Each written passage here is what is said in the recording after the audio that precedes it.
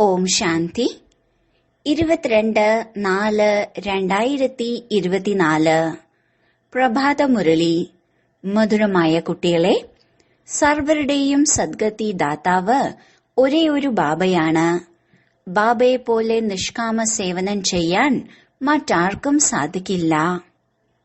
ചോദ്യം: പുതിയ ലോകം സ്ഥാപിക്കുന്നതിനായി ബാബയ്ക്ക് ഏതൊരു പരിശ്രമമാണ് ചെയ്യേണ്ടി വരുന്നത്?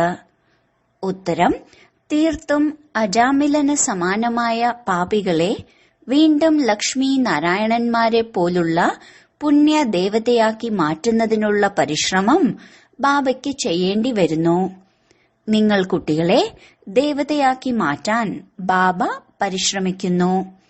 ബാക്കി സർവാത്മാക്കളെയും ശാന്തിധാമത്തിലേക്ക് കൊണ്ടുപോകുന്നു. എല്ലാവർക്കും തന്റെ കർമ്മ കണക്കുകളെ തീർപ്പാക്കി യോഗ്യരായി മാറി തിരിച്ച് വീട്ടിലേക്ക് പോകണം. ഗീതം: ഈ പാപത്തിന്റെ ലോകത്തിൽ നിന്നും. ഓം ശാന്തി. മധുരമധുരമായ ആത്മീയ കുട്ടികൾ, ഗീതം കേട്ടോ.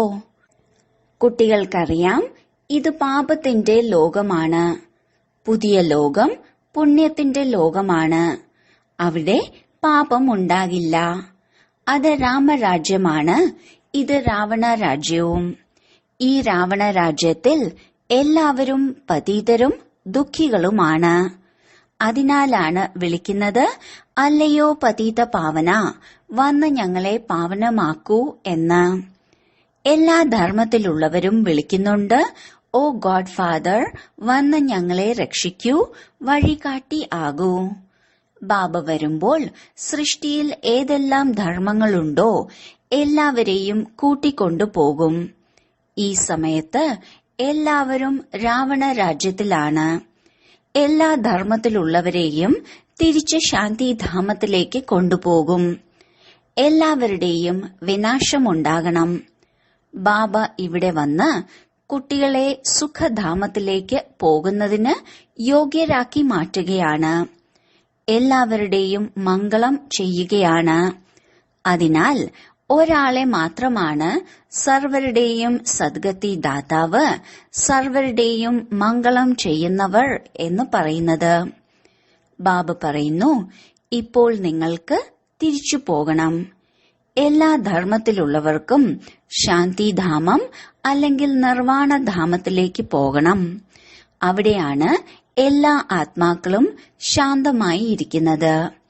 രചയിതാവായ പരിധിയില്ലാത്ത ബാബയാണ് വന്ന് എല്ലാവർക്കും മുക്തിയും ജീവൻ മുക്തിയും നൽകുന്നത്.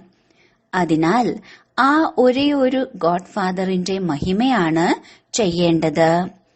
ആരാണോ വന്ന് എല്ലാവരുടെയും സേവനം ചെയ്യുന്നത് അവരെയാണ് ഓർമ്മിക്കേണ്ടത്. ബാബ സ്വയം മനസ്സിലാക്കി തരുന്നു, ഞാൻ ദൂരദേശമായ പരംധാമത്തിൽ വസിക്കുന്നവനാണ്. ഏറ്റവും ആദ്യം ഉണ്ടായിരുന്ന ആദി സനാതന ദേവീ ദേവതാ ധർമ്മം ഇപ്പോൾ ഇല്ല. അതിനാലാണ് എന്നെ വിളിക്കുന്നത്.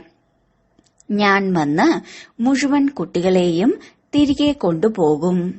ഇപ്പോൾ ഹിന്ദു എന്നത് ഒരു ധർമ്മമല്ല. സത്യത്തിൽ അത് ദേവീ ദേവതാ ധർമ്മമാണ്.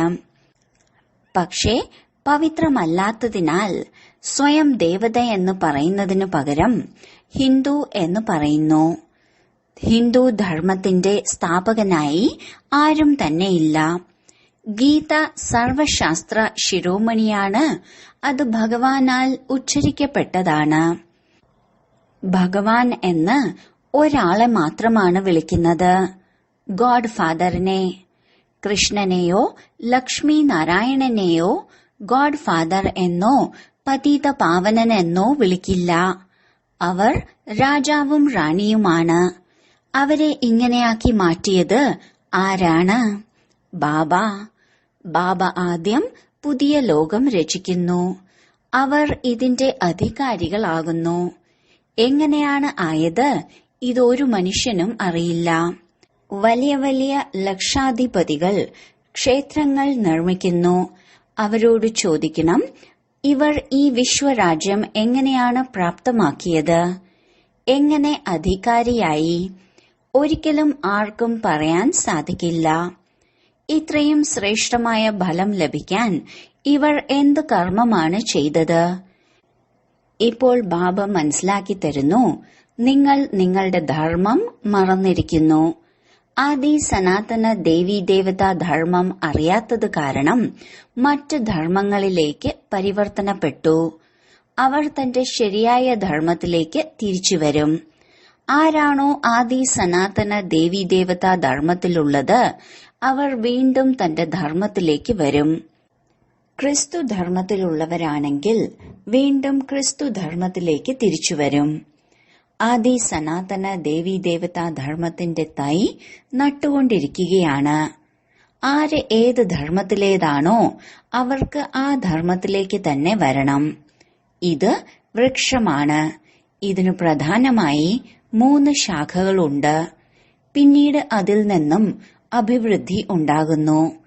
മറ്റാർക്കും ഈ അറിവ് നൽകാൻ സാധിക്കില്ല. ഇപ്പോൾ ബാബ പറയുന്നു, നിങ്ങൾ നിങ്ങളുടെ ധർമ്മത്തിലേക്ക് വരൂ.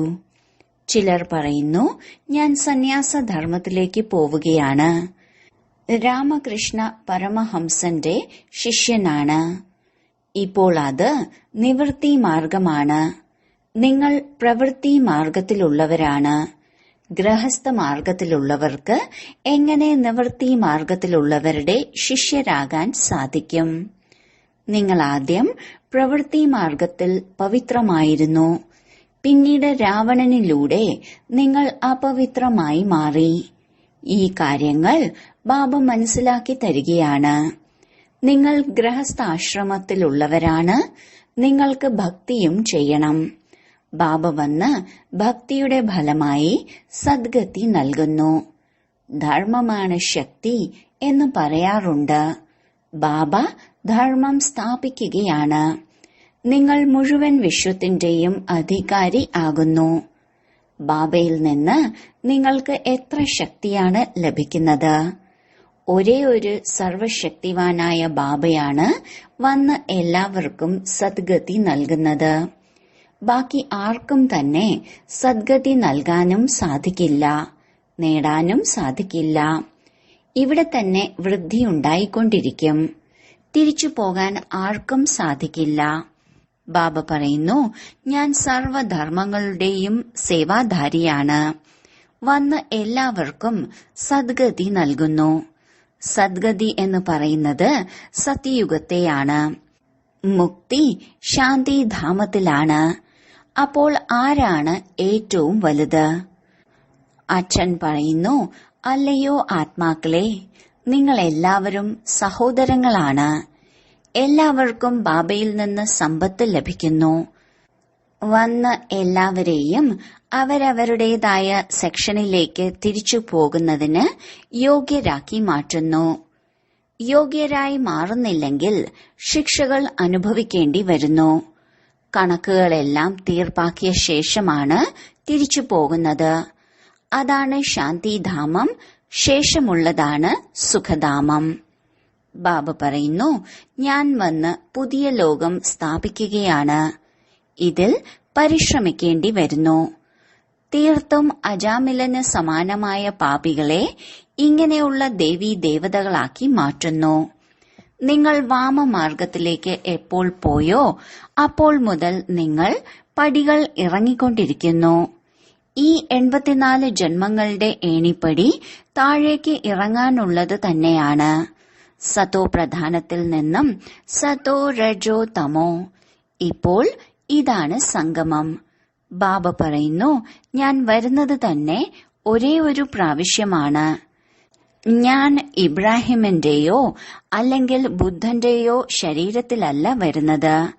ഞാൻ പുരുഷോത്തമ സംഗമയുഗത്തിലാണ് വരുന്നത്. ഇപ്പോൾ പറയുന്നു, ബാബയെ ഫോളോ ചെയ്യൂ. ബാബ പറയുന്നു, നിങ്ങൾ സർവാത്മാക്കളും എന്നെയാണ് ഫോളോ ചെയ്യേണ്ടത്. എന്നെ മാത്രം ഓർമ്മിക്കുകയാണെങ്കിൽ നിങ്ങളുടെ പാപം യോഗാഗ്നിയിൽ ഭസ്മമാകും. ഇതിനെയാണ് യോഗാഗ്നി എന്ന് പറയുന്നത്. നിങ്ങളാണ് സത്യം സത്യമായ ബ്രാഹ്മണർ. നിങ്ങൾ കാമചിതയിൽ നിന്നിറങ്ങി ജ്ഞാനചിതയിൽ ഇരിക്കുകയാണ്. ഇത് മനസ്സിലാക്കി തരുന്നത് ഒരേ ഒരു ബാബയാണ്. ക്രിസ്തു, ബുദ്ധൻ മുതലായ എല്ലാവരും ആ ഒരാളെ തന്നെയാണ് ഓർമ്മിച്ചത്. എന്നാൽ ബാബയെ യഥാർത്ഥത്തിൽ ആർക്കും അറിയില്ല. ഇപ്പോൾ നിങ്ങൾ ആസ്തികരായി മാറി. രചയിതാവിനെയും രചനയെയും നിങ്ങൾ ബാബയിലൂടെ അറിഞ്ഞു. ഋഷി മുനിമാർ എല്ലാവരും ഇതല്ല ഇതല്ല എന്നാണ് പറഞ്ഞത്. ഞങ്ങൾക്ക് അറിയില്ല എന്നും പറയുമായിരുന്നു. സ്വർഗമാണ് സത്യഖണ്ഡം. അവിടെ ദുഃഖമെന്ന പേരുപോലുമില്ല. ഇവിടെ എത്ര ദുഃഖമാണ്. ആയുസ്സും വളരെ കുറവാണ്. ദേവതകളുടെ ആയുസ് എത്ര വലുതാണ്. അവരാണ് പവിത്ര യോഗികൾ. ഇവിടെയുള്ളത് അപവിത്ര ഭോഗികളാണ്. ഏണിപ്പടി ഇറങ്ങി വരുന്തോറും ആയുസ്സും കുറഞ്ഞു വരുന്നു. അകാല മൃത്യുവും സംഭവിക്കുന്നു. ബാബ നിങ്ങളെ ഇങ്ങനെയാക്കി മാറ്റുകയാണ്. 21 ജന്മങ്ങളിലേക്ക് നിങ്ങൾ രോഗിയായി മാറില്ല. അതിനാൽ ഇങ്ങനെയുള്ള ബാബയിൽ നിന്നും സമ്പത്ത് എടുക്കണം. ആത്മാവിനെ എത്രത്തോളം വിവേകശാലിയാക്കി മാറ്റണം. ബാബ ഇങ്ങനെയുള്ള സമ്പത്താണ് നൽകുന്നത്. അതിനാൽ അവിടെ ഒരു ദുഃഖവും ഉണ്ടാകില്ല. നിങ്ങളുടെ കരച്ചിലും നിലവിളിയും എല്ലാം സമാപ്തമാകും. എല്ലാവരും അഭിനേതാക്കളാണ്. ആത്മാവ് ഒരു ശരീരം വിട്ട് അടുത്തത് എടുക്കുന്നു. ഇതും ഡ്രാമയാണ്. ബാബ കർമ്മം, അകർമ്മം, വികർമ്മം എന്നിവയുടെ ഗതിയും മനസ്സിലാക്കി തരുന്നു. കൃഷ്ണന്റെ ആത്മാവ് 84 ജന്മങ്ങൾ എടുത്ത് ഇപ്പോൾ അന്തിമത്തിൽ അതേ ജ്ഞാനം കേട്ടുകൊണ്ടിരിക്കുകയാണ്. ബ്രഹ്മാവിന്റെ പകൽ, ബ്രഹ്മാവിന്റെ രാത്രി എന്ന് പാടിയിട്ടുണ്ട്. ബ്രഹ്മാവിന്റെ രാത്രിയും പകലും ബ്രാഹ്മണരുടേതുമാണ്. ഇപ്പോൾ നിങ്ങളുടെ പകൽ വരാൻ പോവുകയാണ്. മഹാശിവരാത്രി എന്ന് പറയാറുണ്ട്. ഇപ്പോൾ ഭക്തിയുടെ രാത്രി പൂർത്തിയായി ജ്ഞാനത്തിന്റെ ഉദയം ഉണ്ടാവുകയാണ്. ഇപ്പോഴാണ് സംഗമം. ഇപ്പോൾ നിങ്ങൾ വീണ്ടും സ്വർഗവാസിയായി മാറുകയാണ്. അന്ധകാരം നിറഞ്ഞ രാത്രിയിൽ ഒരുപാട് അലഞ്ഞു, ക്ഷീണിച്ചു, പൈസയും കളഞ്ഞു. ഇപ്പോൾ ബാബ പറയുന്നു, ഞാൻ വന്നിരിക്കുകയാണ് നിങ്ങളെ ശാന്തിധാമം, സുഖധാമത്തിലേക്ക് കൊണ്ടുപോകാൻ. നിങ്ങൾ സുഖധാമത്തിൽ വസിക്കുന്നവരായിരുന്നു. 84 ജന്മങ്ങൾക്ക് ശേഷം ദുഃഖത്തിൽ വന്ന് പെട്ടിരിക്കുന്നു.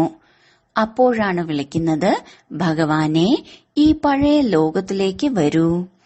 ഇത് നിങ്ങളുടെ ലോകമല്ല. നിങ്ങൾ ഇപ്പോൾ യോഗബലത്തിലൂടെ നിങ്ങളുടെ ലോകം സ്ഥാപിക്കുകയാണ്. നിങ്ങളിപ്പോൾ ഡബിൾ അഹിംസകരായി മാറണം. കാമവികാരിയായി മാറരുത്.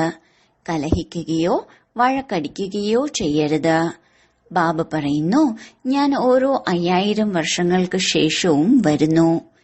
ഈ കൽപ്പം 5000 വർഷത്തിന്റേതാണ്, അല്ലാതെ ലക്ഷക്കണക്കിന് വർഷങ്ങളുടേത് അല്ല.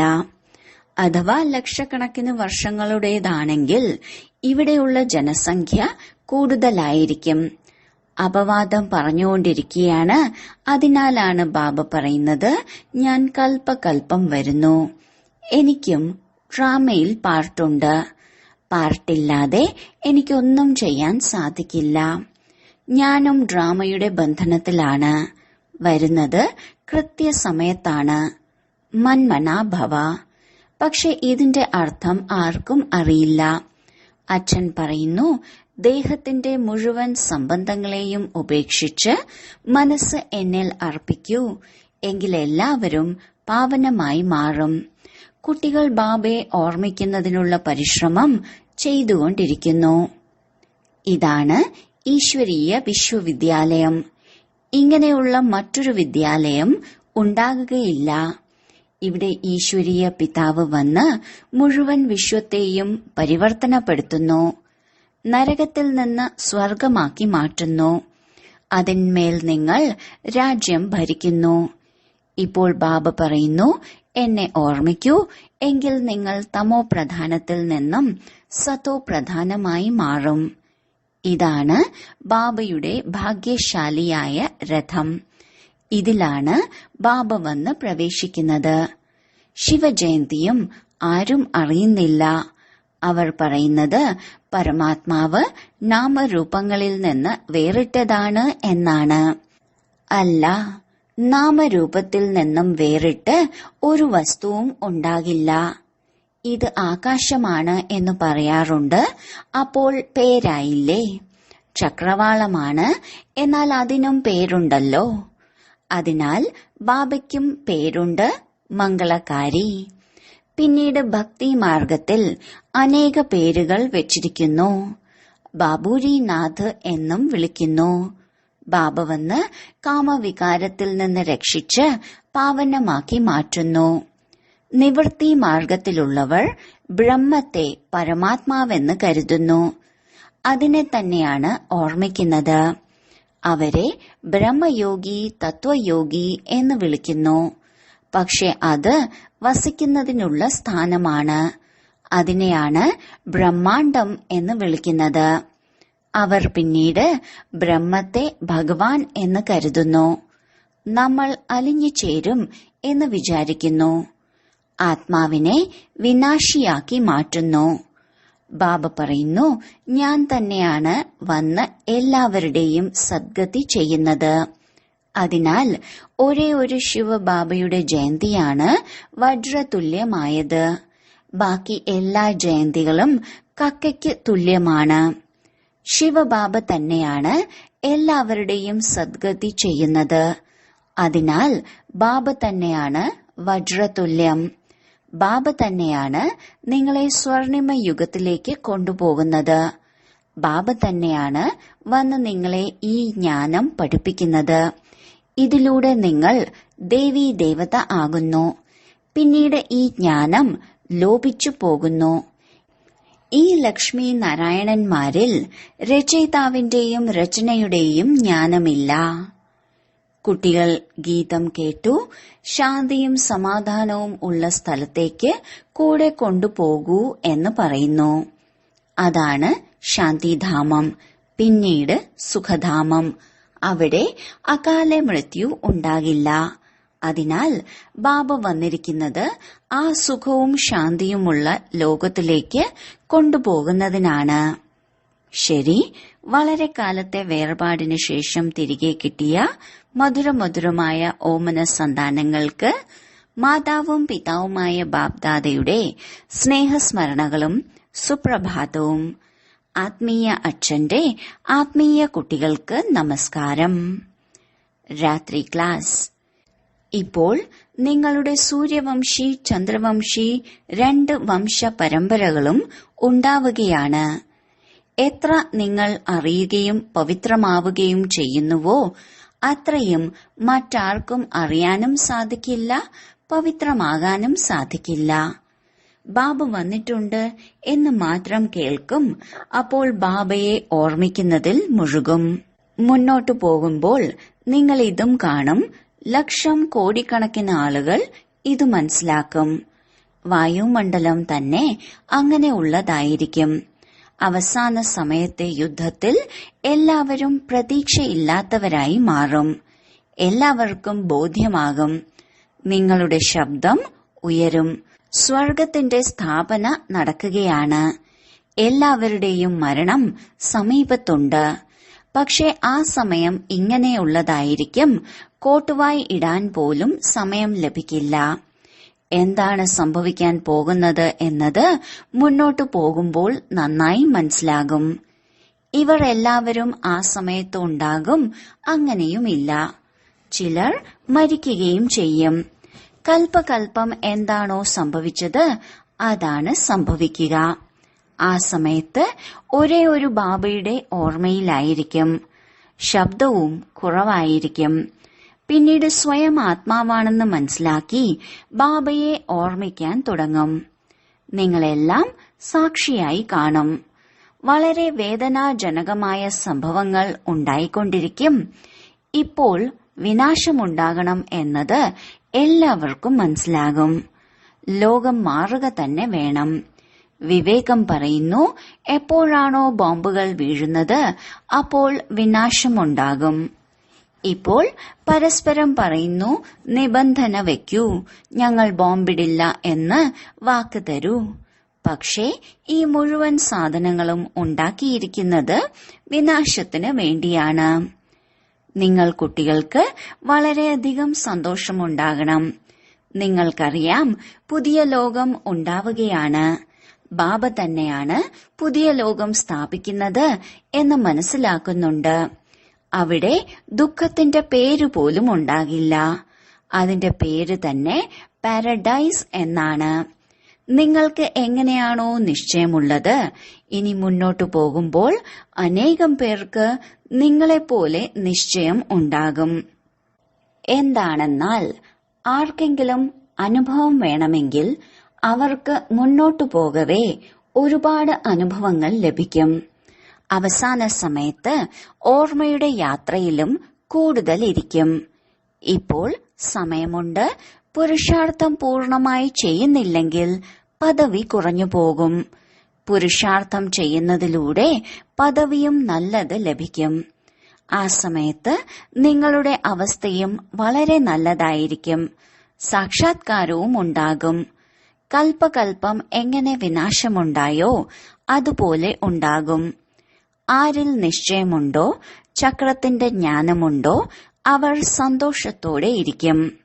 ശരി ആത്മീയ കുട്ടികളെ, ശുഭരാത്രി. ധാരണയ്ക്കുള്ള മുഖ്യസാരം: 1.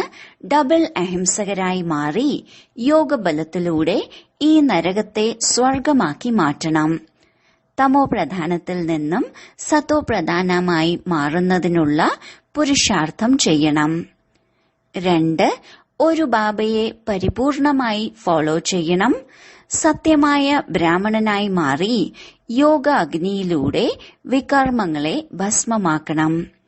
എല്ലാവരെയും കാമചിതയിൽ നിന്നെടുത്ത് ജ്ഞാനചിതയിൽ ഇരുത്തണം. വരദാനം: നിസ്വാർത്ഥവും നിർവികൽപ സ്ഥിതിയിലൂടെയും സേവനം ചെയ്യുന്ന സഫലതാമൂർത്തിയായി ഭവിക്കട്ടെ. സേവനത്തിൽ സഫലതയ്ക്കുള്ള ആധാരം താങ്കളുടെ നിസ്വാർത്ഥവും നിർവികൽപ സ്ഥിതിയുമാണ്. ഈ സ്ഥിതിയിലിരിക്കുന്നവർ സേവനം ചെയ്തുകൊണ്ട് സ്വയം സന്തുഷ്ടവും ഹർഷിതവുമായിരിക്കും. മറ്റുള്ളവരും അവരിൽ സന്തുഷ്ടരായിരിക്കും. സേവനത്തിൽ കൂട്ടായ്മ ഉണ്ടാകുന്നു. കൂട്ടായ്മയിൽ ഭിന്ന ഭിന്ന കാര്യങ്ങളും ഭിന്ന ഭിന്ന വിചാരങ്ങളും ഉണ്ടാകുന്നു. എന്നാൽ അനേകതയിൽ ആശയക്കുഴപ്പത്തിൽ വരരുത്. ആരുടേത് അംഗീകരിക്കും, ആരുടേത് അംഗീകരിക്കാതിരിക്കും, ഇങ്ങനെ ചിന്തിക്കരുത്. നിസ്വാർത്ഥവും നിർവികൽപവുമായ ഭാവത്തിലൂടെ നിർണയിക്കൂ. എങ്കിൽ ആർക്കും വ്യർത്ഥ സങ്കല്പം വരികയില്ല. മാത്രമല്ല സഫലതാമൂർത്തിയായി മാറുകയും ചെയ്യും. സ്ലോഗൻ: ഇപ്പോൾ ശക്തികളിലൂടെ ബുദ്ധികളെ പരിവർത്തനം ചെയ്യുന്നതിനുള്ള സേവനം ആരംഭിക്കൂ. ഓം ശാന്തി.